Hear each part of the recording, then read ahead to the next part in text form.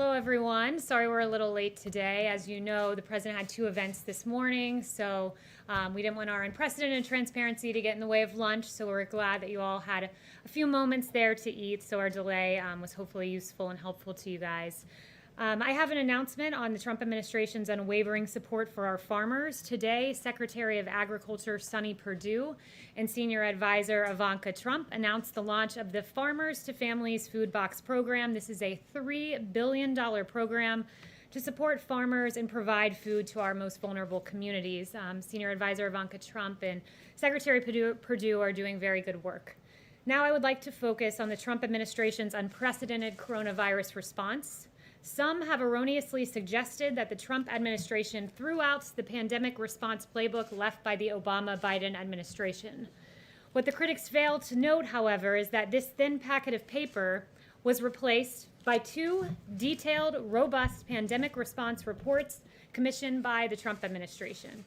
So we exchanged this one, which I will hand over to my assistant, Lindy, for these two pandemic response plans.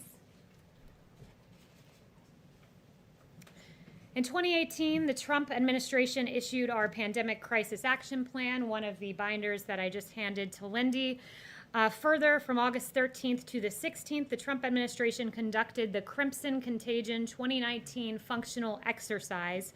This was a pandemic simulation to test the nation's ability to respond to a large-scale outbreak. In January of 2020, HHS issued the Crimson Contagion 2019 Functional Exercise After Action Report. That was one of the additional documents that I just handed over. This exercise exposed the shortcomings in legacy planning documents which inform President Trump's coronavirus response beginning as early as January. And those legacy planning document shortcomings were in fact the papers that I just handed over that were provided to us by the Obama-Biden administration. For example, President Trump's Crimson After Action Report highlighted that the Obama-era policy directive from November 2016, quote, and I'm quoting from the document, does not provide the requisite mechanisms or processes to effectively lead the coordination of the federal government's response. Instead, President Trump established the White House Coronavirus Task Force and put Vice President Pence in charge of the interagency response. These were effective decisions, and they undoubtedly enhanced our response to the coronavirus. Furthermore, what Crimson Contagion taught us is that President Trump was right all along about misguided economic and trade policies that left Americans vulnerable to pandemics. In June 2016, so many, many years ago, then businessman Donald Trump said this, quote, America became the world's dominant economy by becoming the world's dominant producer. I have visited cities and towns across this country where a third or even half of manufacturing jobs have been wiped out in the last 20 years. Today, we import nearly 800 billion more in goods than we export. This is not some natural disaster. It is politician-made disaster.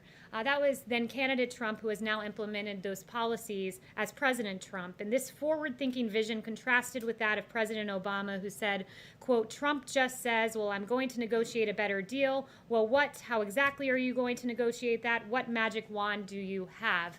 That magic wand was ripping up the Trans-Pacific Partnership. It was ripping up NAFTA. It was replacing it with the U.S.-Mexico-Canada agreement, a great deal for our automakers and our farmers. And it was ending China's predatory trade policies and negotiating a historic Phase 1 China deal. That is what this president has. Domestic manufacturing at work.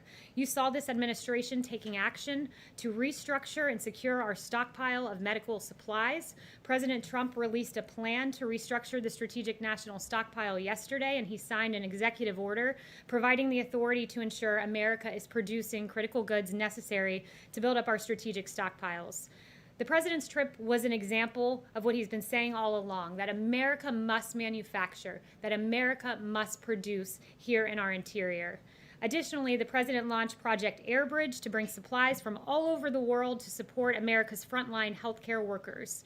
The administration partnered with the private sector to secure donations and production of PPE and other medical supplies, and President Trump effectively leveraged the Defense Production Act, otherwise known as the DPA, to mobilize our country to manufacture and secure massive amounts of PPE and ventilators. Through Project Airbridge to date, more than 1.4 million N95 respirators have been delivered, as well as 921 million gloves, 17.1 million surgical gowns, and more. The Trump playbook and the whole of America response to this pandemic has far exceeded what this administration inherited. And finally, President Trump took action before the pandemic to anticipate and game plan such scenarios. President Trump streamlined the National Security Council in 2018 by creating a Counter-Proliferation and Biodefense Directorate. This directorate combined NSC experts focused on biological threats under a single and more senior leader, and did away with a confusing organizational chart that required some experts to report to two bosses simultaneously. In short, the NSC retained the same number of experts focused on biological threats that the Obama administration had, but honed them in and focused them more and housed them in a more coherent structure and with a more senior leader. I'd also note that this directorate, which exists today, is the same office that critics allege to this day that President Trump eliminated. I hope in your reporting you are now able to debunk this claim. Recognizing the seriousness of biological threats, President Trump released a series of strategic documents to transform our preparedness for biological incidents, including pandemics. In September of 2018, President Trump released the National Biodefense Strategy. In May of 2019, he released the Global Health Security Strategy. And in September of 2019, he signed an EO to modernize influenza vaccines.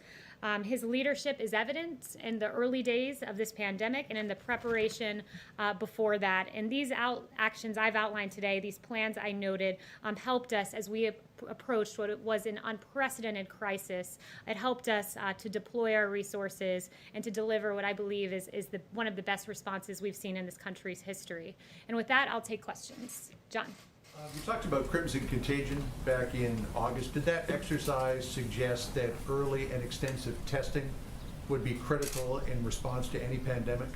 I'm not aware of exactly what it revealed with regard to testing. What it basically did was say to us, look, some of the previous iterations of plans have put HHS in the lead. HHS, of course, plays a critical role in our response. But one of the things that was identified is you need a whole of government response that's orchestrated from the highest levels. And for us, what that meant in real time was President Trump immediately saying, hey, we need a task force. We need the vice president leading this. We need the White House at the helm coordinating agencies. And that valuable piece of advice that we garnered from the exercise was able to be deployed in real time. So it was a valuable exercise that we did in August of 2019.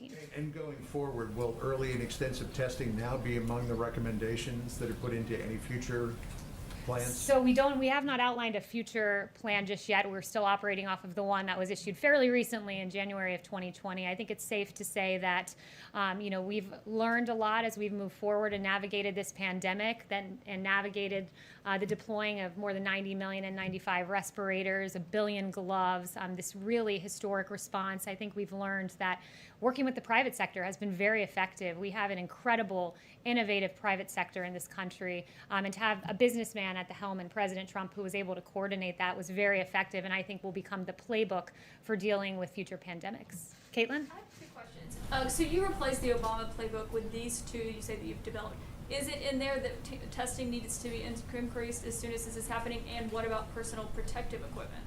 Look, personal protective equipment is very important, and I'm proud of what this administration has done, and I'm very glad that you asked about that because I have some supply numbers for you today. I actually shortchanged just a little bit there. 92.7 million N95 masks, 133.7 million surgical masks, 22.4 million surgical gowns, 10.5 million face shields, and almost 1 billion gloves. And as you saw at Owens and Minor, our domestic manufacturing has been deployed in this country in a way it never has been before since at least World War II, and will become the future playbook, I believe, for future administrations in navigating a pandemic response. But sorry, so does it say in that playbook that personal protective gear should be increased, the production of it, as soon as a pandemic is underway, as with coronavirus? What it says is this, that, look, we need personal protective equipment, and what did this administration do? We gave it. The Obama playbook is online. One of these, I believe, is public. One is public, so you can look through that online. But what we've done is remarkable, and that is exactly what you just asked me. Does it say we need more PPE? Well, we've delivered historic numbers of PPE, 1 billion gloves.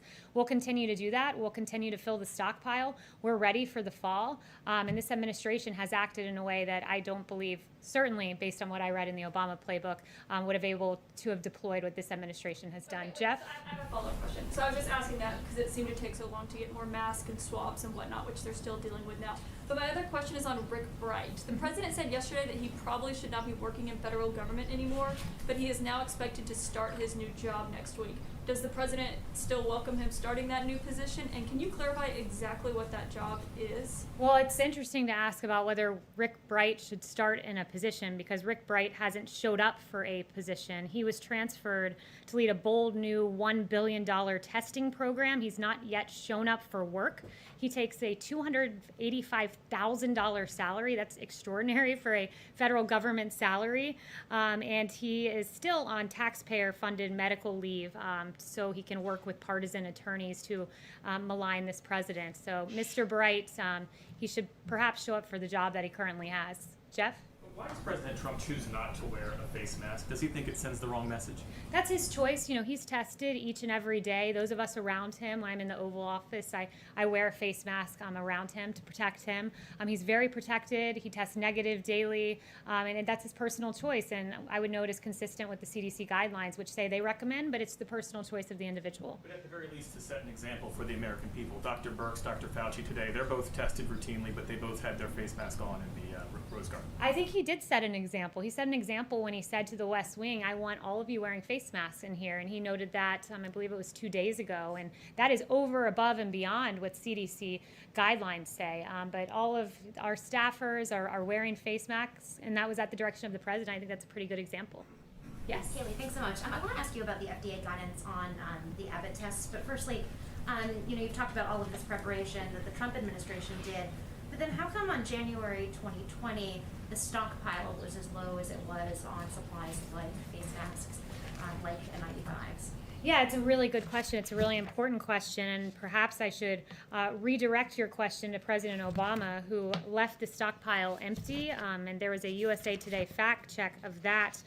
He left the cupboards bare, as the president noted, and USA Today said there's no indication that the Obama administration took significant steps to replenish the supply of N95 masks in the strategic national stockpile after it was depleted from repeated crises. So at the H1N1, it was full. At the end of H1N1, it was empty, and President Obama left it empty and took President Trump to refill it. But your national biodefense strategy came out in September 2018, and the president has been now in office for over three years at this point. Yeah, well, we refilled that stockpile. We got the N95 masks out. Ventilators, another good example. Not a single American died for lack of a ventilator. 100,000 ventilators in 100 days, 3 times what is produced in the average year, 3 times the amount of N95 respirators our healthcare industry uses. We have delivered. We cleaned up the mess that was very clearly left by President Obama, and we got that out. And I would also note, in terms of fixing the stockpile, it's also fixing domestic supply chains. That was very important. And this president is the president who took on that issue, who said we need to produce here.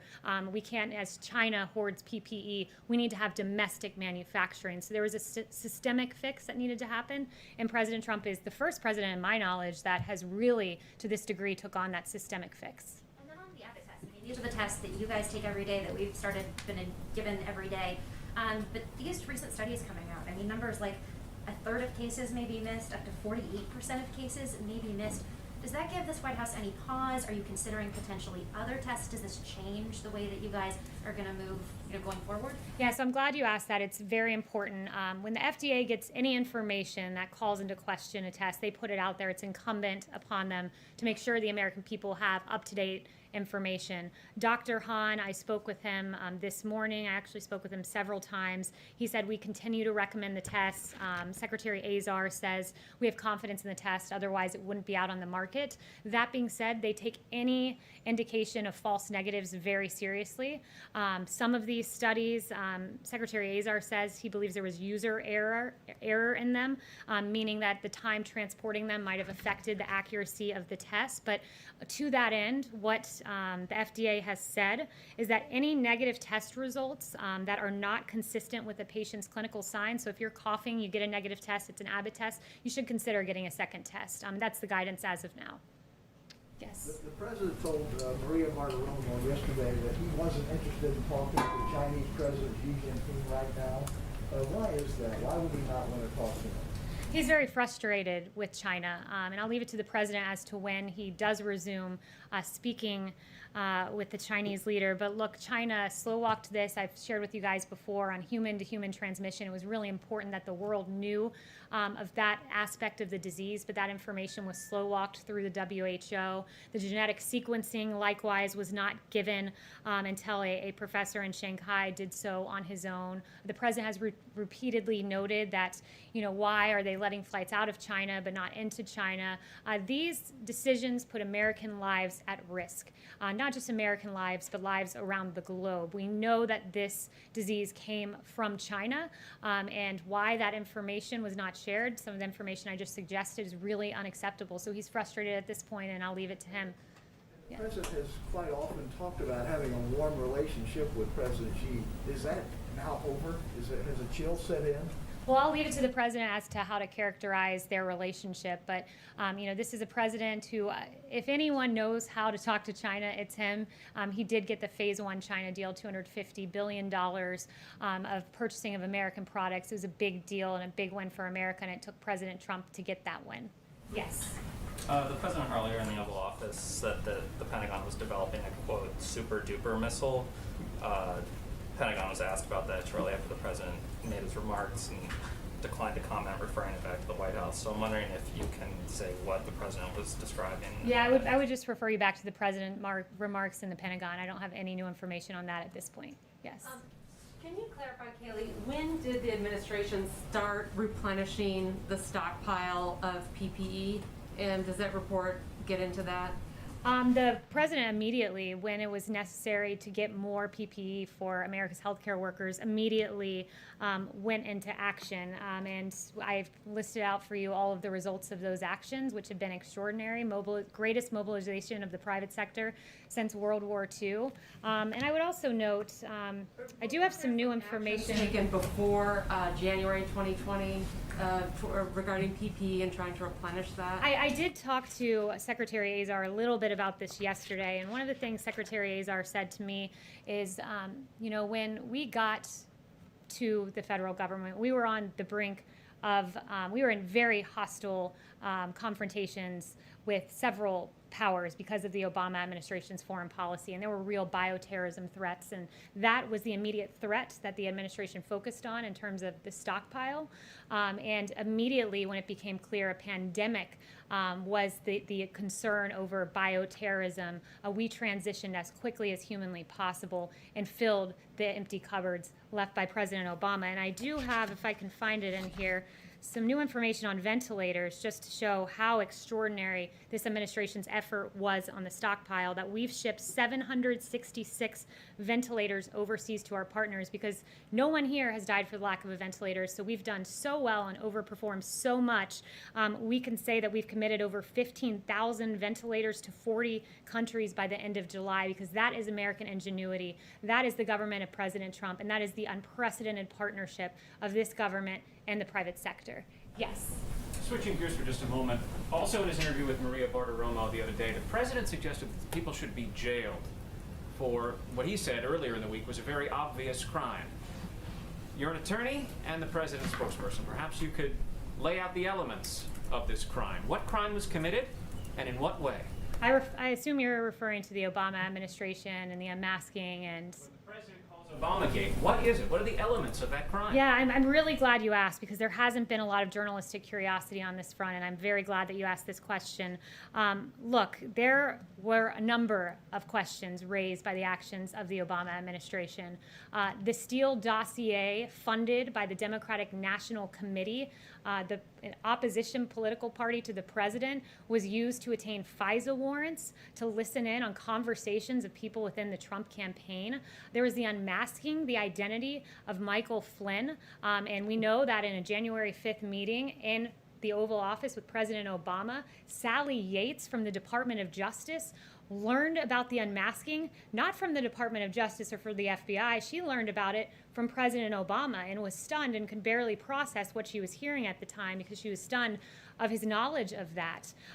We know that there was a lot of wrongdoing in the case of Michael Flynn. The FBI notes, for instance, that said, should we, quote, get him to lie as they pontificated their strategy. We know that the identity of this 3-decade general was leaked to the press, a criminal leak to the press of his identity in violation of his Fourth Amendment rights.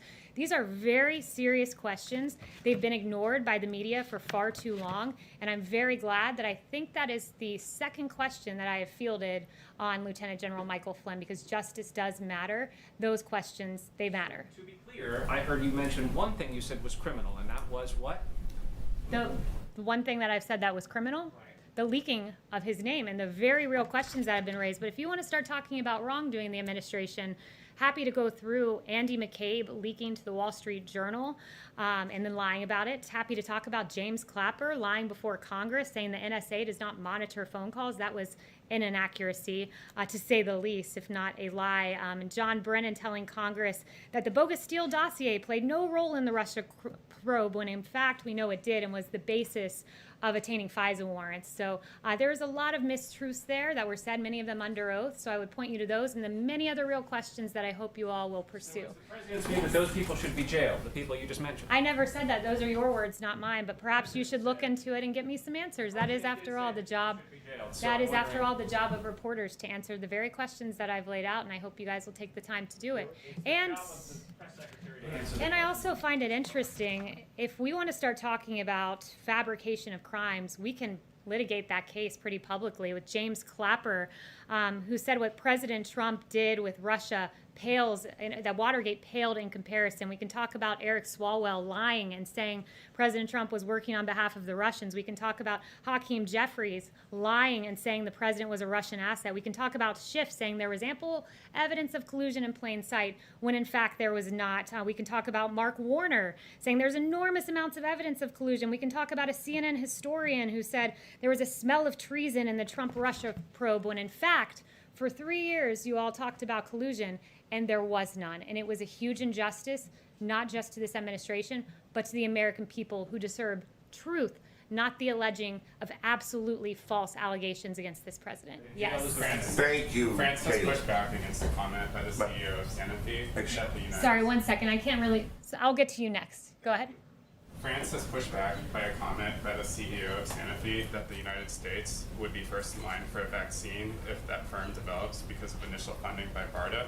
Does the administration think that the United States should receive the first doses if Sanofi does discover that vaccine? I haven't spoken to the president about that, so I don't have any announcements on that front. But yes, back there, and then I'll come up to you. Okay. Thank you, Kayleigh. 2 brief questions. First, a follow-up to Steve's question regarding China. 48 hours ago, the Federal Retirement Thrift Investment Board followed the president's suggestion and cut off any investment of federal pensions for civilian and military workers into China on their markets, therefore cutting off funds that would be invested in state-run companies. Will the president now urge private sector businesses, and I think of BlackRock, which is invested in 137 Chinese companies, to follow this example and get out of investing in China? Well, I can't give any information about what the president will or will not do next, but it's a really important topic, and I would just say that the president's decisive move to halt plans for investing TSP funds into Chinese companies was the right call. It protects our military, federal employees from risky investments, and avoids funding Chinese defense contractors. And this action halts plans to invest military federal employees' retirement funds of $4.5 billion in Chinese equities. So it was an important move by the president, but in terms of future action on this front, I would leave that to the president. Yes. My other question was, in Turkey recently, there's been talk that President Erdogan would like the assistance of President Trump with the currency in Turkey, which is in very bad condition. Will there be any U.S. support of the Turkish currency, or does he think Mr. Erdogan should apply for an IMF loan? Yeah, I don't have any information on that front either as to his future actions with regard to Turkish currency. Yes. Thank you, Kayleigh. So the president has called for transparency in what he calls Obamagate. Is he willing to declassify the transcript of General Flynn's call to Sergei Kislak so everyone can see what was said on that call? I've not asked him that. What I know that he would like to see right now is the lost 302. Apparently lost 302. We know 302 is a summary of an interview that the FBI did with Michael Flynn that has apparently gone missing. So we would really be quite curious to see what transpired in that 302 after the FBI pontificated, quote, getting Flynn to lie so that they could get him fired or prosecuted. Yes. Thank you, Kayleigh. When will the White House open talks with House Speaker Pelosi and Minority Leader Schumer on the HEROES Act? Have there been any informal talks occurring? And does the White House support more aid to state and local governments as part of that package? So the president has said that he would talk about state and local aid, but it cannot become a pretext for bailing out blue states that have gotten themselves into financial trouble. So while he's open to discussing it, he has no immediate plans to move forward with the phase 4. He said something he's looking at, but he wants to take some time to consider what should be in it. The Pelosi bill has been entirely unacceptable. For instance, one of the things that I found really funny in her bill was she requires that the president appoint a medical supply response coordinator who would serve at as the point of contact for the healthcare system, supply chain officials, and states on medical supplies. I don't know if Speaker Pelosi has just not been paying attention while she's been out in California and we've been here working, but I happened to be sitting by this so-called medical supply response coordinator on Air Force One yesterday. He's been around for quite some time. His name is Admiral Plavshek. So Plavshek is who's coordinating this, and perhaps she doesn't know that because Admiral P has been doing this for quite some time, but that's just an example of how quite odd the Pelosi bill is, packed full of liberal wish lists, like ensuring that illegal immigrants, for instance, get direct payments because they're not looking at Social Security numbers to verify that taxpayer dollars are going to actual taxpayers. So elements like that are non-starters, and then there's just really curious elements that really suggest if the speaker is even paying attention. Chanel. Thank you, Kayleigh. But going back to the HEROES Act, the Speaker Pelosi presented it today for a vote, and you have members of her own party coming in and saying this is Washington politics at its worst. Does the White House get a sense that members of the Democrat Party are starting to grow less confident in Pelosi's leadership during this pandemic? Have you been communicating with anybody on the Democrat side? So I haven't spoken to them directly, but I have seen some of the comments you're talking about, and it certainly would suggest that. I mean, we're in the middle of a pandemic, and what is Nancy Pelosi doing? She's saying she's exploiting the crisis and pushing for mass mail-in voting, even though we know it's more susceptible to voting fraud. I mean, we're in the middle of a pandemic, and this is what she's interested in pushing, instead of talking about real measures like the payroll tax, which would be a tax break for low and middle income Americans.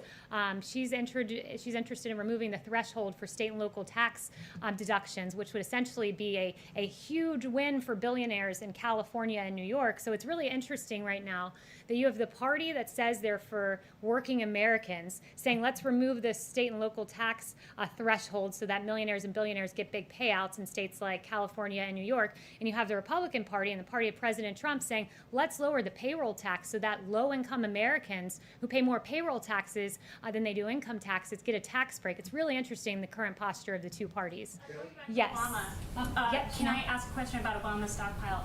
Was there at any point any knowledge that when the transition between the Obama administration into the Trump administration, did anybody from the Obama team brief the Trump administration about the depletion of the national stockpile?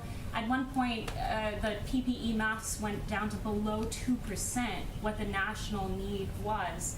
Did anybody from the Obama administration warn the Trump administration going in? It's a really good question. Not to my knowledge. To my knowledge, the two things President Obama warned about were North Korea and Michael Flynn.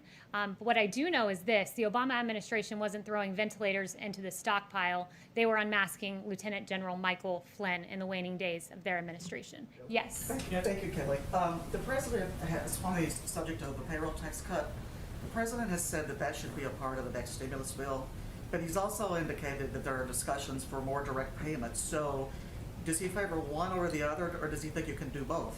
He hasn't indicated that anything is a condition or a starter or a non-starter. He's floated some ideas that he'd like to see in a phase 4. I mean, at this point, I think he's looking closely at what we need to spend if a phase 4 does occur. These are taxpayer dollars. He wants to move forward wisely, but I haven't heard of any particular thing being a condition, a starter, or a non-starter, other than the fact that the so-called HEROES Act is certainly a non-starter. Yes.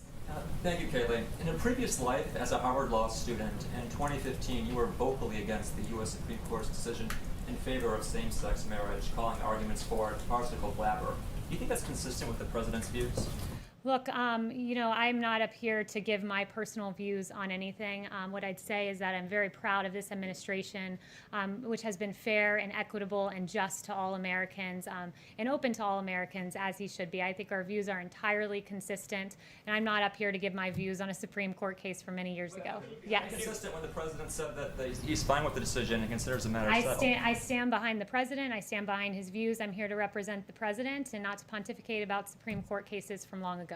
Yes. President Trump I want to get in really quickly, just to follow up. There's any day now there's going to be another decision from the Supreme Court related to LGBTQ rights on whether federal civil rights law covers LGBTQ people. Is the administration doing any sort of contingency planning for that decision? Look, I'm not going to get ahead of the Supreme Court or give a Supreme Court case projection or outcome. It's not my position to do that, so I have no information for you on that at this time. Yes. President Trump has just tweeted that U.S. is going to donate ventilators to India. Do you know how many numbers of ventilators U.S. is donating to India? I don't know that, but the President just extolled our great relationship with India. India has been a great partner to us for quite some time, and I'm encouraged to hear about the ventilators to India. It's one of the several countries I noted that will be getting ventilators because this President has done so well on ventilators, 100,000 in 100 days, that we are able to repurpose them and send them around the world. And John. Recently, Pew Research Center said that most of the Indian Americans tend to vote for the Democrats. Since President has made an outreach to the Indian Americans community the last 4 years. I didn't hear the first part of your question. Can you just say that again? Research survey has recently come out with a report which says that most of the Indian Americans mostly vote for the Democrats, not the Republicans. Do you agree with the assessment? Look, that would be a question for the campaign, so I'd refer you to the campaign on that Pew poll. Yes. The president has said before, Kayleigh, that he would like to see 100 million doses of a viable vaccine by the fall, then 300 million by January. Today he didn't mention 100 million by the fall, but he did mention hopefully getting a vaccine by the new year.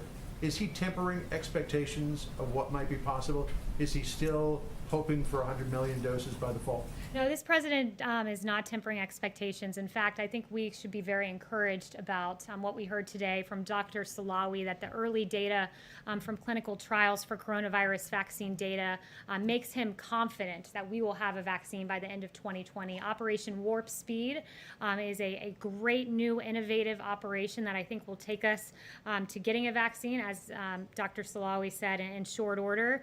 In consultation, he's doing this, of course, with the 4-star General Perna is his name, and it's going to be a great effort. And I think by the fall we will see one, as has been predicted. This president wants to see one processed as fast as humanly possible, and I would note that he got us into phase 1 clinical trial faster than Dr. Fauci had ever seen in the history of his career, and that's because this president has really put the fire under the private sector and under the FDA to get 92 emergency use authorizations for testing, get to phase 1 clinical trial faster than ever before, and we can thank President Trump for being at the helm of all of this. Thank you all. I think I got like 2 questions from each of you, so I enjoyed speaking with you all. Have a great weekend, and I like your pink blazer, Caitlin. Thank you. Can you just tell us Any more when infections at the White House? Have Can there you just been tell us any when more those positive photos were tests? made?